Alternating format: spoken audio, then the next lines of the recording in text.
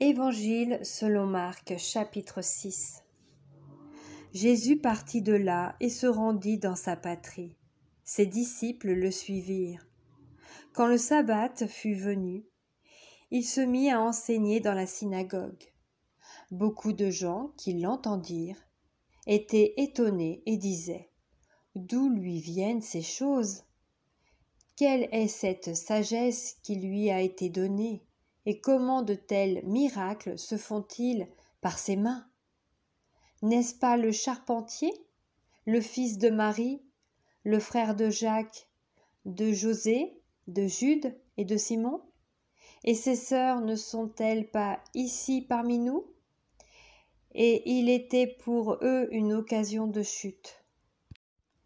Mais Jésus leur dit : « Un prophète n'est méprisé que dans sa patrie, parmi ses parents et dans sa maison. » Il ne put faire là aucun miracle, si ce n'est qu'il imposa les mains à quelques malades et les guérit. Et ils s'étonnaient de leur incrédulité. Jésus parcourait les villages d'alentour en enseignant. Alors il appela les 12, et il commença à les envoyer 2 à 2, en leur donnant pouvoir sur les esprits impurs. Il leur prescrivit de ne rien prendre pour le voyage, si ce n'est un bâton, de n'avoir ni pain, ni sac, ni monnaie dans la ceinture, de chausser des sandales et de ne pas revêtir de tunique. Puis il leur dit : « Dans quelque maison que vous entriez, restez-y jusqu'à ce que vous partiez de ce lieu. Et s'il y a quelque part des gens qui ne vous reçoivent ni ne vous écoutent, retirez-vous de là et secouez la poussière de vos pieds, afin que cela leur serve de témoignage. » Ils partirent et ils prêchèrent la repentance. Ils chassaient beaucoup de démons et ils oignaient d'huile beaucoup de malades et les guérissaient. Le roi d'Hérode entendit parler de Jésus, dont le nom était devenu célèbre, et il dit : « Jean-Baptiste est ressuscité des morts, et c'est pour cela qu'il se fait par lui des miracles. » D'autres disaient : « C'est Élie », et d'autres disaient : « C'est un prophète, comme l'un des prophètes. » Mais Hérode, en apprenant cela, disait : « Ce Jean que j'ai fait décapiter, c'est lui qui est ressuscité. » Car Hérode lui-même avait fait arrêter Jean et l'avait fait lier en prison, à cause d'Hérodias, femme de Philippe, son frère, parce qu'il l'avait épousée. Et que Jean lui disait : « Il ne t'est pas permis d'avoir la femme de ton frère. » Hérodias était irritée contre Jean et voulait le faire mourir. Mais elle ne le pouvait, car Hérode craignait Jean, le connaissant pour un homme juste et saint. Il le protégeait. Et après l'avoir entendu, il était souvent perplexe et l'écoutait avec plaisir. Cependant, un jour propice arriva, lorsque Hérode, à l'anniversaire de sa naissance, donna un festin assez grand aux chefs militaires et aux principaux de la Galilée. La fille d'Hérodias entra dans la salle, elle dansa, et plut à Hérode et à ses convives. Le roi dit à la jeune fille : « Demande-moi ce que tu voudras et je te le donnerai. » Il ajouta avec serment : « Ce que tu me demanderas, je te le donnerai, fût-ce la moitié de mon royaume. » Étant sortie, elle dit à sa mère : « Que demanderai-je ? » Et sa mère répondit : « La tête de Jean-Baptiste. » Elle s'empressa de rentrer aussitôt vers le roi et lui fit cette demande : « Je veux que tu me donnes à l'instant, sur un plat, la tête de Jean-Baptiste. » Le roi fut attristé, mais à cause de ses serments et des convives, Il ne voulut pas lui faire un refus. Il envoya sur le champ un garde, avec l'ordre d'apporter la tête de Jean-Baptiste. Le garde alla décapiter Jean dans la prison et apporta la tête sur un plat. Il la donna à la jeune fille, et la jeune fille la donna à sa mère.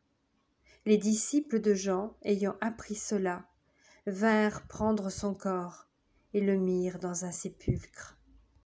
Les apôtres, s'étant rassemblés auprès de Jésus, lui racontèrent tout ce qu'ils avaient fait et tout ce qu'ils avaient enseigné. Jésus leur dit : « Venez à l'écart dans un lieu désert et reposez-vous un peu, car il y avait beaucoup d'allants et de venants, et ils n'avaient même pas le temps de manger. » Ils partirent donc dans une barque pour aller à l'écart dans un lieu désert. Beaucoup de gens les virent s'en aller et les reconnurent. Et de toutes les villes, on accourut à pied, et on les devança au lieu où ils se rendaient. Quand il sortit de la barque, Jésus vit une grande foule et fut ému de compassion pour eux, parce qu'ils étaient comme des brebis, qui n'ont point de berger. Et il se mit à leur enseigner beaucoup de choses. Comme l'heure était déjà avancée, ses disciples s'approchèrent de lui, et ils dirent : « Ce lieu est désert, et l'heure est déjà avancée.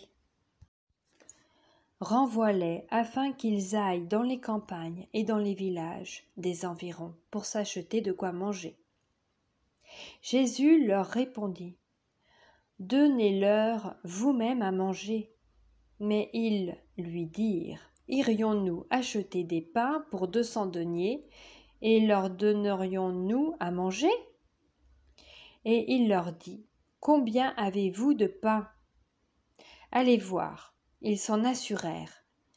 Et ils répondirent : 5 et 2 poissons. Alors il leur commanda de les faire tous s'asseoir par groupes sur l'herbe verte.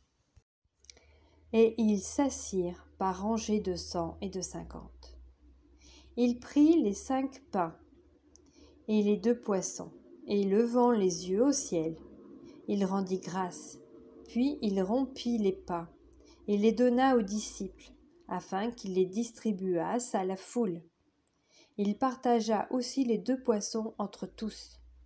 Tous mangèrent et furent rassasiés. Et l'on emporta 12 paniers pleins de morceaux de pain, et de ce qui restait des poissons. Ceux qui avaient mangé les pains étaient 5000 hommes. Aussitôt après, il obligea ses disciples à monter dans la barque et à passer avant lui de l'autre côté, vers Bethsaïda, pendant que lui-même renverrait la foule. Quand il l'eut renvoyé, il s'en alla sur la montagne pour prier. Le soir étant venu, la barque était au milieu de la mer, et Jésus était seul à terre. Il vit qu'ils avaient beaucoup de peine à ramer, car le vent leur était contraire. À la 4e veille de la nuit environ, il alla vers eux, marchant sur la mer, et il voulait les dépasser.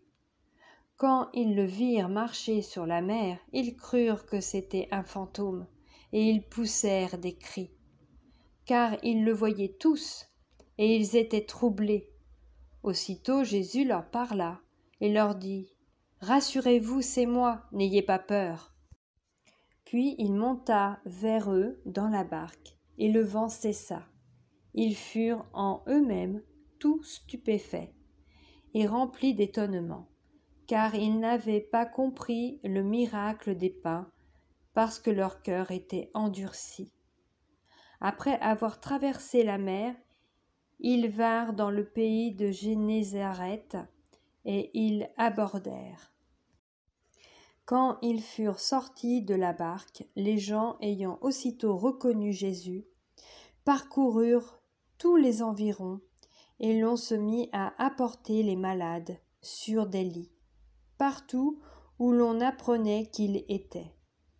En quelque lieu qu'il arrivât, dans les villages, dans les villes ou dans les campagnes, on mettait les malades sur les places publiques et on le priait de leur permettre seulement de toucher le bord de son vêtement, et tous ceux qui le touchaient étaient guéris.